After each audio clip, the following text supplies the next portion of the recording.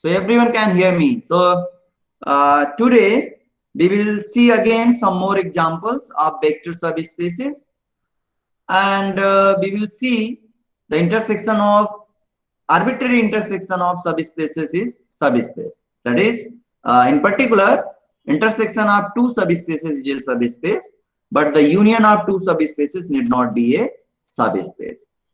The union of two subspaces will be a subspace if and only if one is contained in another. Okay. So let me write the criteria again. What was the criteria? That is, what is the problem?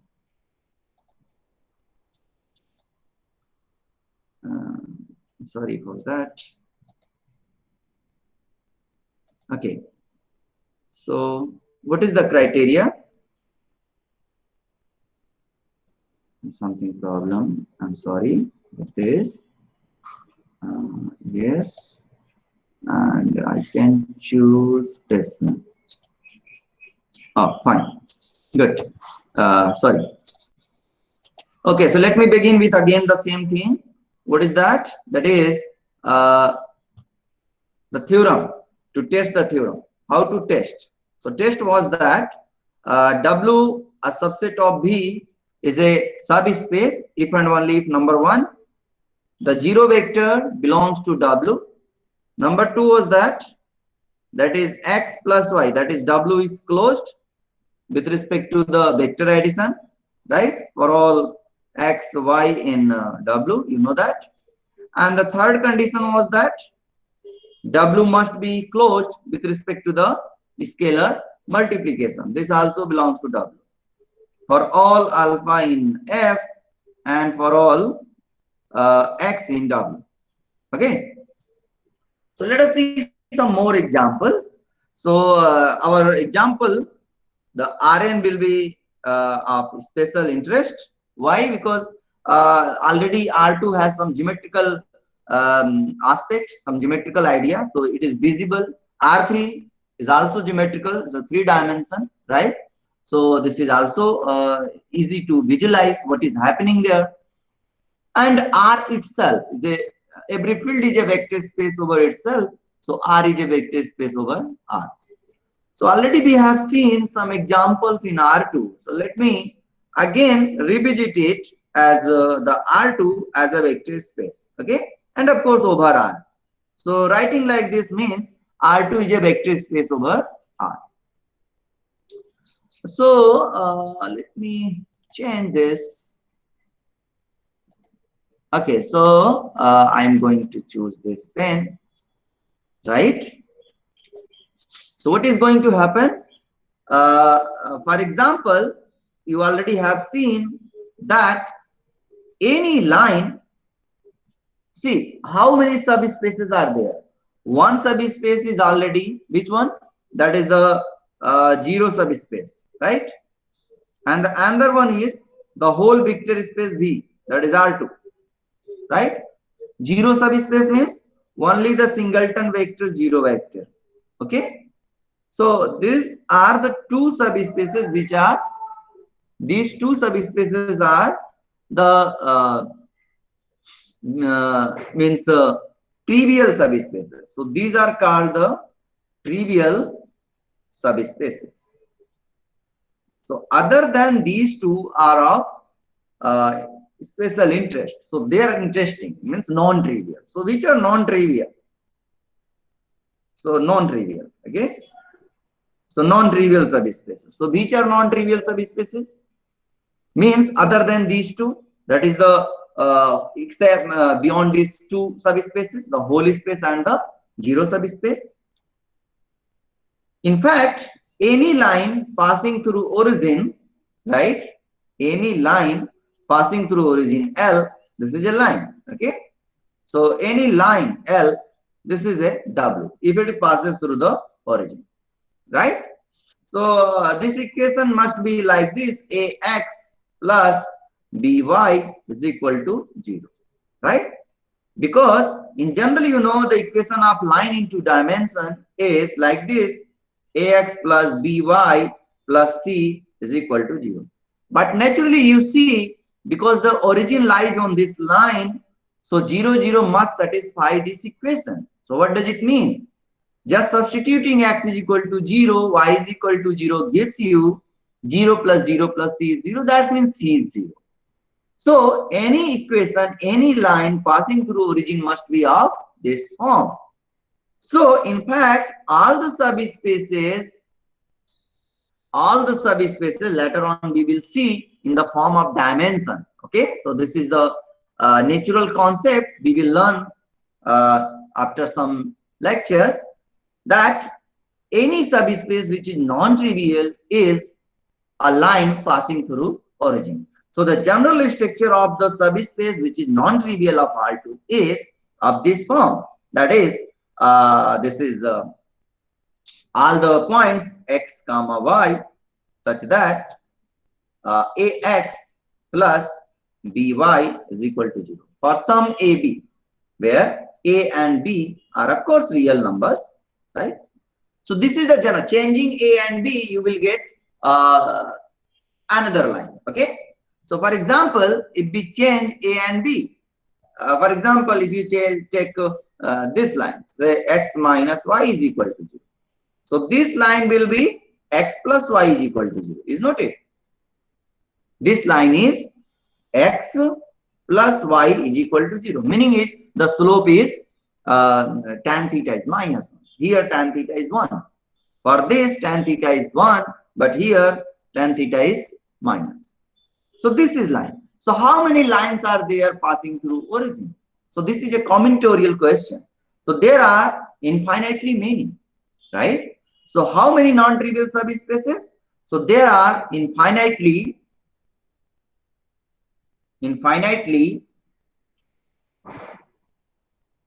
many lines, so many subspaces.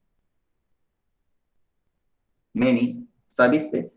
In fact, in the form of countability and uncountability, the number of subspaces is countable or uncountable. Tell me, because R is uncountable. So you can choose a line from here. So because there are a lot of points, you know, if you take the circular disc, so any point on this line, any point on this circle joining the origin gives you another line, right? So because R is uncountable, so this the set of points on this circle is uncountable. So what you see the number of subspaces is uncountable. Okay, so the number of subspaces is uncountable. So there is two types of infinity. One is countable, another one is uncountable. So the set of natural number, the cardinality is called LF naught. So this is the set theoretic notions you see there in any set theoretic book.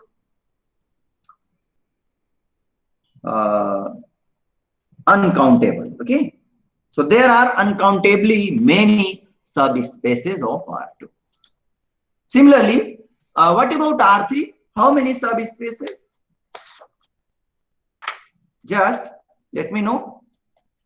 How many subspaces of R3? Let us take B is equal to R3.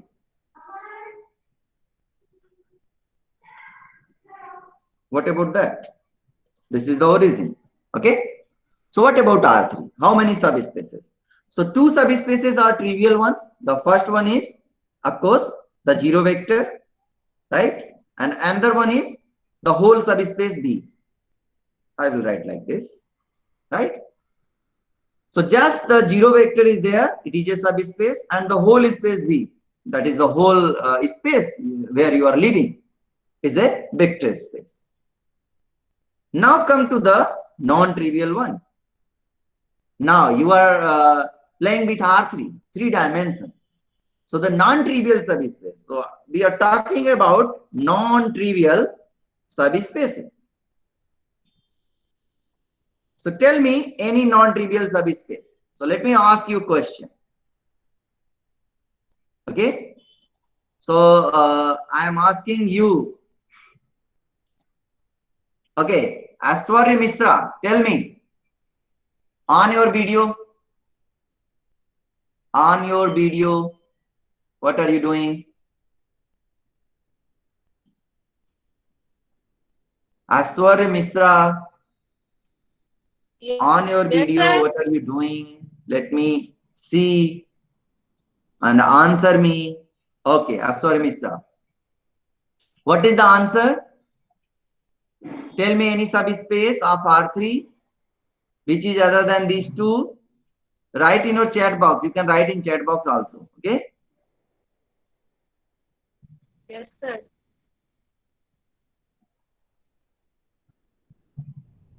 No idea. Okay. Okay. No problem. No problem. Fine. Let me answer. Okay. Let me answer. See, we are playing with this R3. Okay. So, what do you see? There are two types of subspaces. One is consider any line. Okay. Consider any line passing through origin. Is not it? Any line. For example, if you take the x-axis itself. Okay. Take the x-axis itself or y-axis itself. Right. So this is your negative direction. So this line that is x-axis is a subspace. What is the x-axis? So its structure is like this. X, I will not write x, A, 0, 0, such that A belongs to R, right? So all the triplet whose the first coordinate is anything, but the second coordinate is 0 and third coordinate is 0, is not it? So what do you see? You see that this is a line passing through origin. This is x-axis and it forms a vector space. You can check that. All the three properties are satisfied. Similarly, in fact, any line, okay, any line which passes through origin is a subspace. Okay. So this W, which is a line through origin, right? Through origin is a subspace. Okay. Now let me suppose any plane. What about this plane? For example, I am considering this plane. Okay, this plane. Of course, it is infinitely extended. So you can say this plane cuts at y-axis here at the point B. It cuts x-axis at A, and it cuts z-axis at suppose C. Then it is a plane, but it does not passes through origin. For example, xy plane. If you consider xy plane, so which is xy plane? So this is the xy plane, is not it? This portion. So this whole portion is xy plane, is not it? Okay. So this plane, right? So this plane is xy plane. So if you take this as y and this is x, then xy plane, the description is like this as a set. This is A comma B, anything, but the third coordinate is 0, isn't it? But the third coordinate is 0 here. Okay.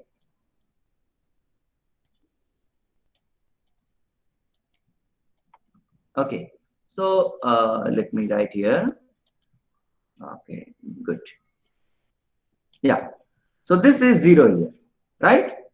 So because any point you consider in the xy plane, the coordinate will be like this. What will be the coordinate? Coordinate will be something on x, something on y. So A and B. But because we are not going to up, so the z is 0. We are not going to down, so the z is 0. So this is the concept. So this is again, if you take this, again, this is a subspace. So any plane passing through origin is a subspace. Similarly, any line passing through origin is a subspace. So you have two types of non-trivial subspaces of R3. Isn't it? So precisely the non-trivial subspaces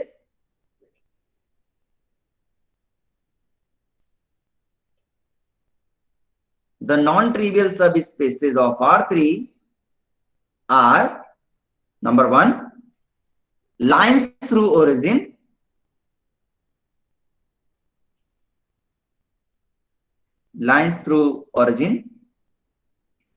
and the second thing, planes through origin.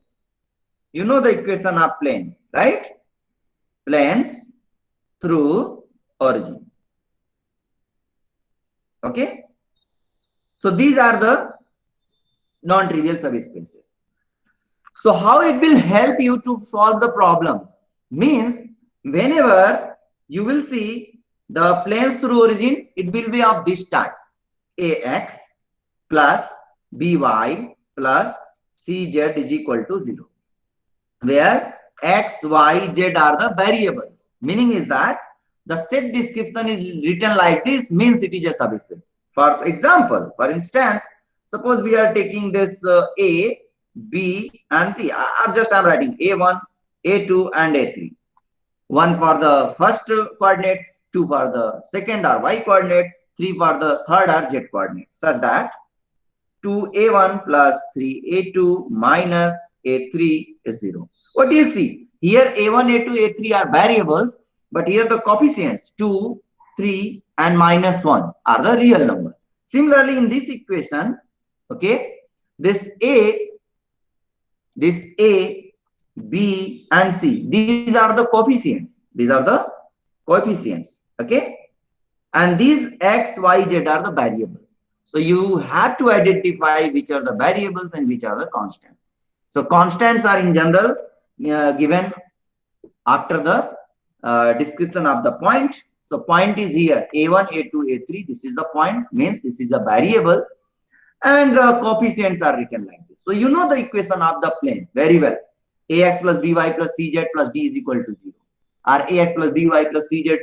There are many forms. Lx plus my plus nz is equal to p. So this is the equation of plane in 3 dimensions. So like this, it will help you. Okay.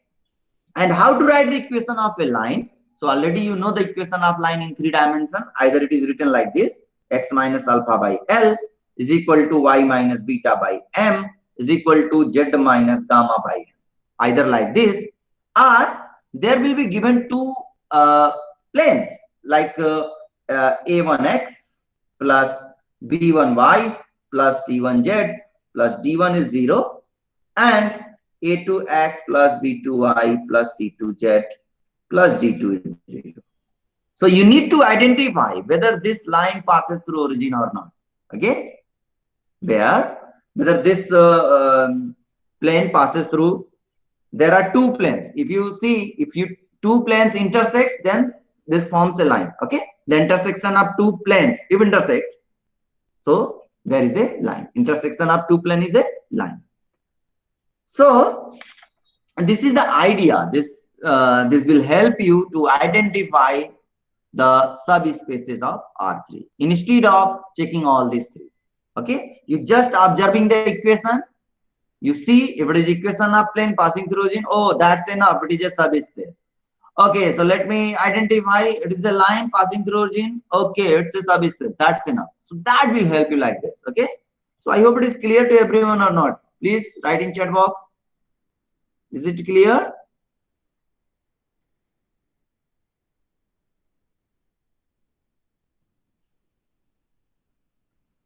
Good. Good answers. Right. I see. Right.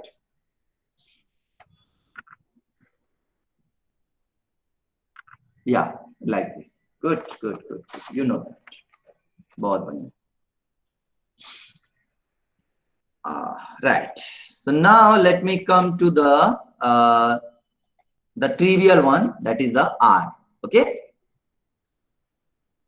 Now R is a vector space. V is equal to R over R. This is the example. Right. So this is also a vector space. You know that. Right.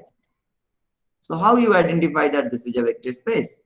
Because every field is a vector space over itself. So geometrically, this is a line actually, right? Geometrically, this is a line.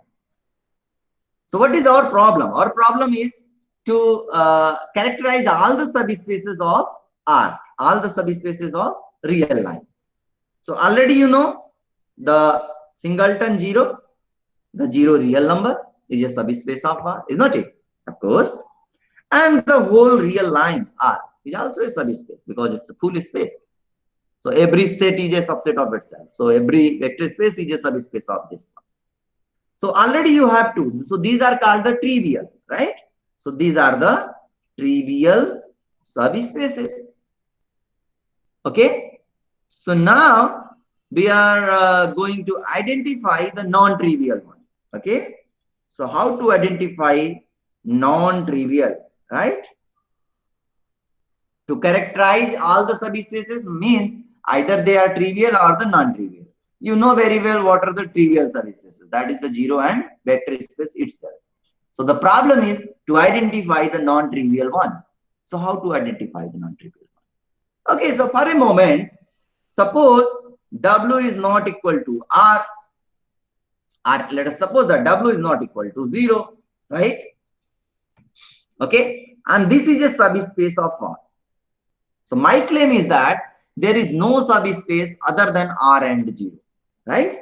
In fact, if W is not 0, then you will see that W is R. So how to prove this? That is the problem. Okay, how to prove that this is whole R? How to prove?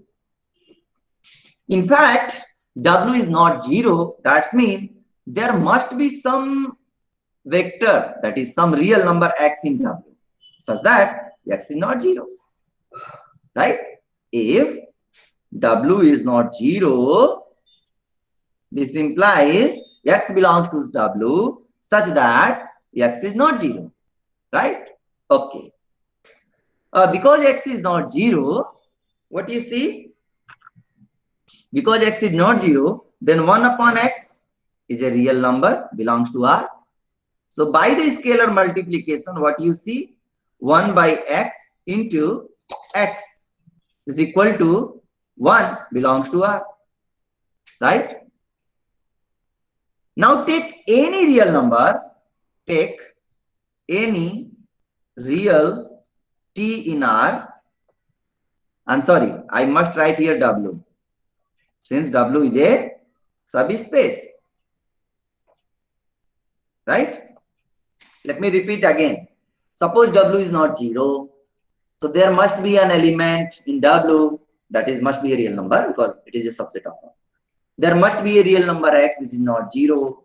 So obviously 1 by x belongs to R. This is a real number. I'm not saying 1 upon x belongs to W, but 1 by x, by the property, 1 by x is a real number and belongs to R. This is non-zero. So now alpha into x criteria. So 1 by x into x is 1 and 1 belongs to W because W is a subspace. So what do you see? Take any real number t in R, then t into 1 is just t because 1 is an element of W. So what do you see? T belongs to W. And this proves that W, this R, is a subset of W. What we have shown? We have shown that any real number t also belongs to W, right? That is, all the real numbers are contained in W. Of course, W is a subset. So, you know, W is a subset of R. It is smaller than R, right? So what you see? You see that W is nothing but R. So this is very interesting and somehow obvious, but interesting one, right? So you have only two subspaces of R, and they are the trivial one. One is 0 and one R itself. Okay, isn't it? This is a proof. This is a proof that if W is a subspace which is not 0, then it is the only option is R. Okay, the only option is R. So I hope it is clear to everyone. So let me ask everyone. Is it okay, everyone? Any problem? Is this example clear to everyone? Please write your chat box. Yes, sir. Okay, good. Yeah, that's nice. So how many subspaces of the vector space R over R is? Number of subspaces. of R over R is how much? Only 2. That's good. That's good. Only 2. Right. Only 2. And they are the trivial subspaces. Good.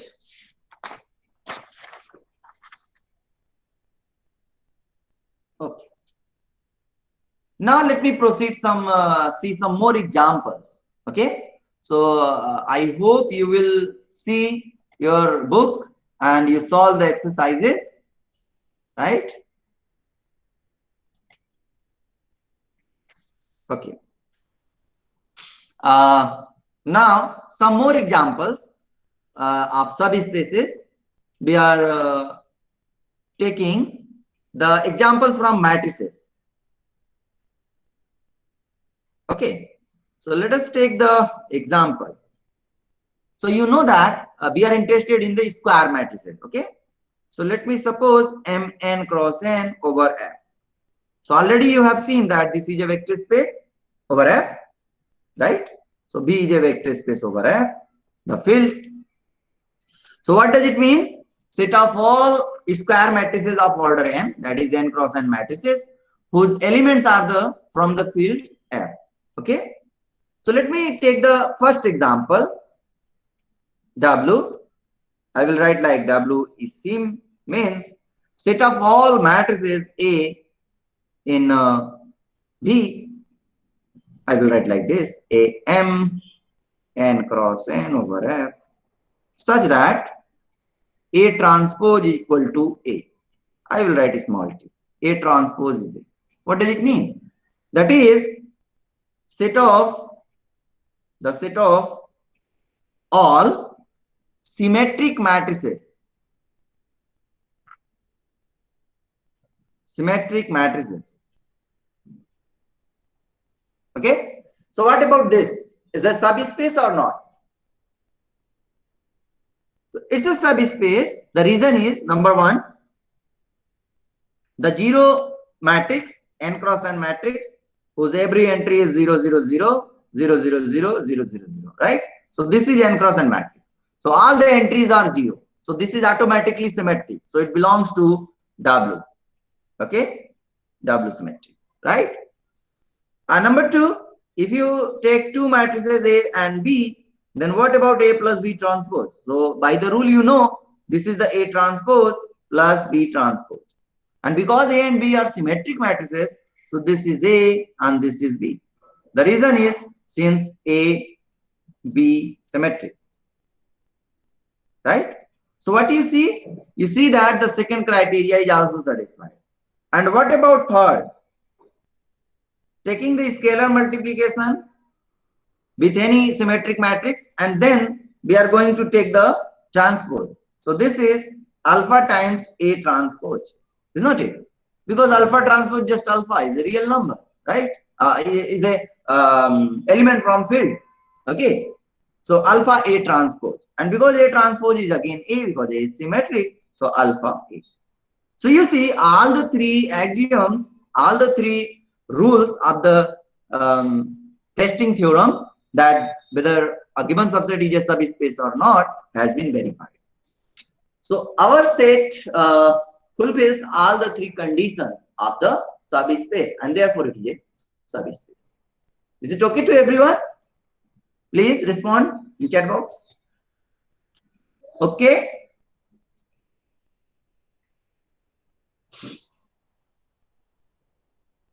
Okay, good. Now I am giving another example. Let me suppose W is the set of all the diagonal matrices. You know the diagonal matrices, what does it mean? From M, n cross n over F. What about this? So diagonal matrices means, for example, in case of 2 cross 2 matrices. So what does this mean? Means here it is something, suppose 1, 0, 0, 2. So you have to observe the main diagonal. This is the main diagonal. So on main diagonal, what is the element? We have not to worry. Just look at the beyond the diagonal. If beyond the diagonal every element is 0, then it is a diagonal matrix. So the definition is like this: A is equal to Aij is a diagonal matrix. Is a diagonal matrix if and only if Aij is 0 for all I not equal to j. That's it. That is A11 is something, A22 is something, but A12, A21 is 0. So that is the meaning. So beyond the diagonal, beyond the main diagonal, all the elements must be 0. That is called the diagonal matrix. So you just tell me whether it is a subspace or not. Please, it's a subspace. Write in it. So we are going to take this one again. So yes, it's a subspace. Okay, it's a subspace. Now taking another example. Let me take the third example. That is W SKU. SKU means the set of all SKU symmetric matrices. What are the SKU symmetric matrices?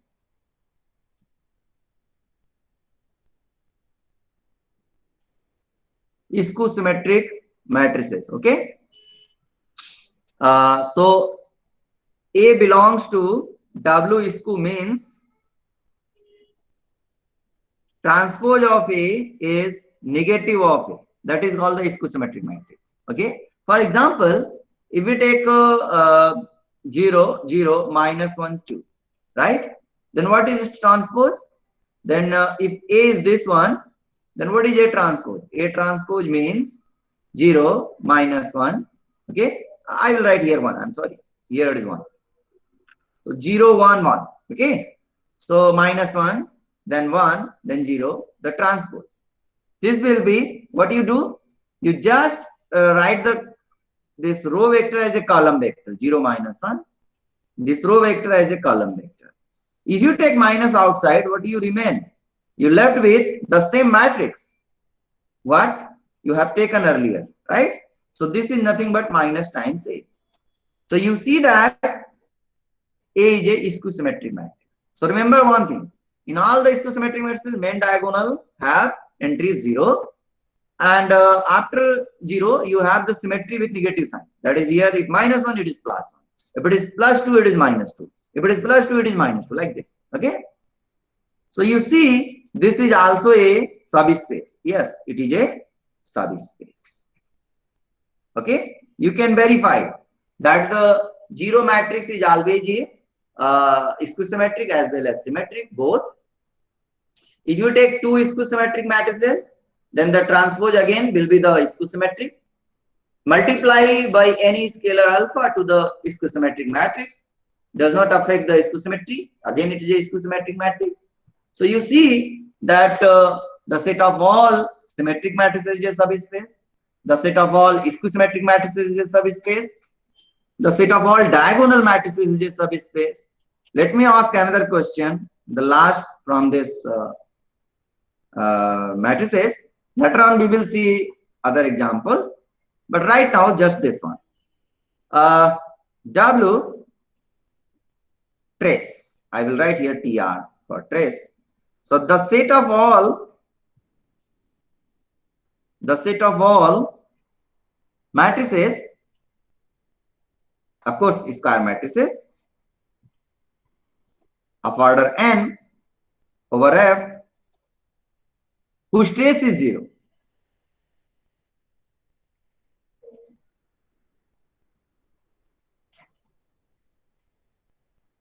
What about this?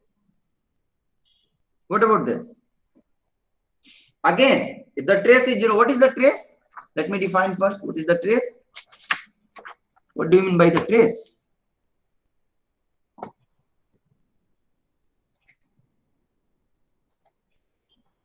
Okay. So what do you mean by trace?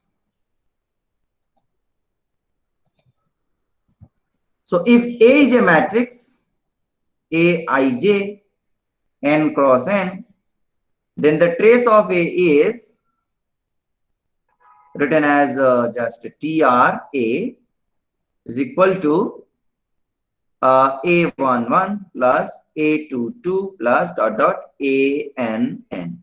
That is the sum of the diagonals, right? Sum of the elements on the diagonal. A, K, K. K is equal to 1 to N. Right?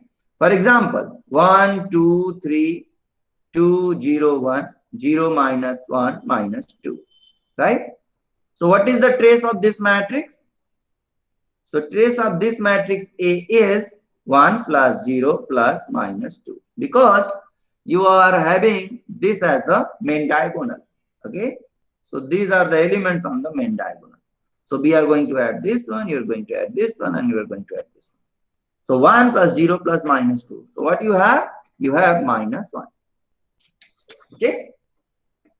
So you see that if you take two matrices, of course 0 is a matrix. So first criteria, the 0 null matrix is always there in W trace.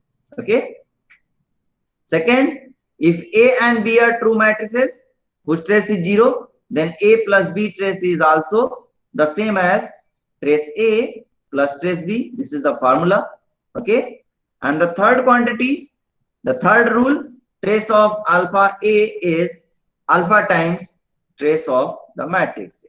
So this is the property of trace. So by the property of trace, you can verify if trace A is 0, trace B is 0, then trace A plus B is 0.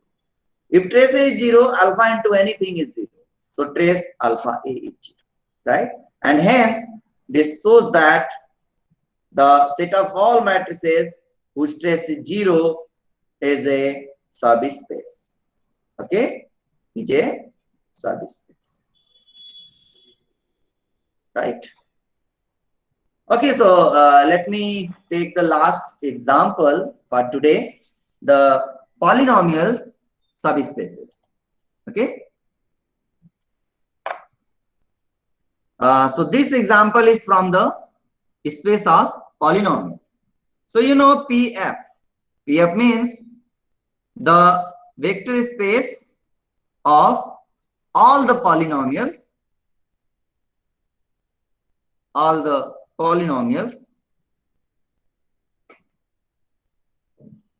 over F. That is all the polynomials of degree 0, degree -1. So you know the 0 polynomials, you know the degree of polynomial 2, quadratic, degree of polynomial 3, cubic, degree of polynomial 4, quartic, the degree of polynomial 5, quintic, and so on. So you have all the polynomials, you have the polynomials of all degrees. So let me write P and F. W as P and F. What is P and F? The set of all the polynomials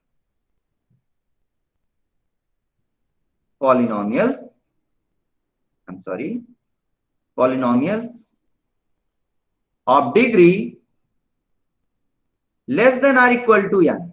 I'm not saying less than n, or I'm not saying equal to n. Less than or equal to n. So just tell me the 0 polynomial. Okay. 0 polynomial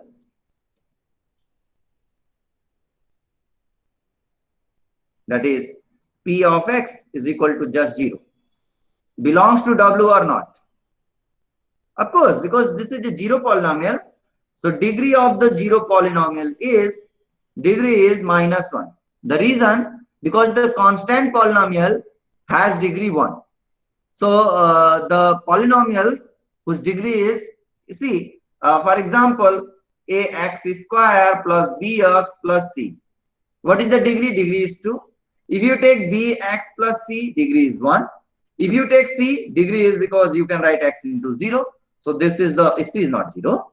Of course, c is not 0. The degree is 0 here, right? But if you take the 0 polynomial, then 0 into something. So means what? What we are doing? We have -1. This is of degree 2. If a is 0, this is of degree 1. If b is 0, this is of degree 0. If c is 0, then it must be of degree -1 again. What you are doing? You are just subtracting 1 and 1. See again. Suppose a, b, c, all the three are non-zero. If a is 0, for a moment, suppose a is 0, then you have left with bx1 plus c, right? And b is not 0, then degree is 1.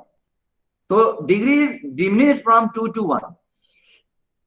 Again, if b is not 0, again if b is 0, but c is not 0, then degree is now x to the power 0, that is degree is 0.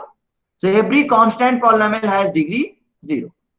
Again, if c is 0, then you are left with the 0 polynomial. So degree must be 1 less more. So 0 से 1 कम कर दीजिए तो क्या आ जाएगा? -1. So degree is -1. So by that logic, we are taking the degree of 0 polynomial as -1, and it's convention also, because we define the degree of a polynomial is a non-negative integer. Okay. So for the convention, this is taking as -1. So of course, the degree is less than or equal to n. Again, by the sum rule, if two polynomials of degree less than or equal to n, then px plus qx will also have the degree of less than or equal to n. And the third, if you multiply by any scalar alpha to any polynomial px, what does it mean? It means it will be, it will not affect the degree of the polynomial. For a moment, suppose this is the polynomial ax square, ax3 plus bx plus c. For a moment, if you multiply by any scalar alpha, then what is going to happen? Alpha ax cube plus alpha bx plus alpha c. So what do you see? You see that the degree of polynomial is not going to change. So therefore, all the three properties are satisfied for this W, and therefore P and F. I am not writing in detail.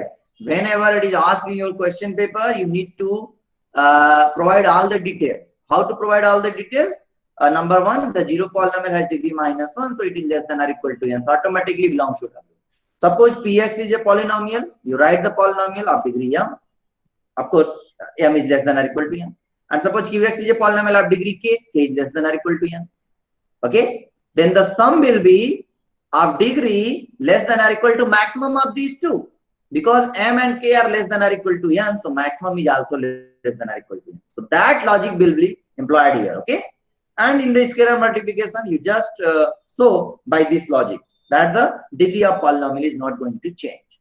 So P and F is a subspace. So we are done today.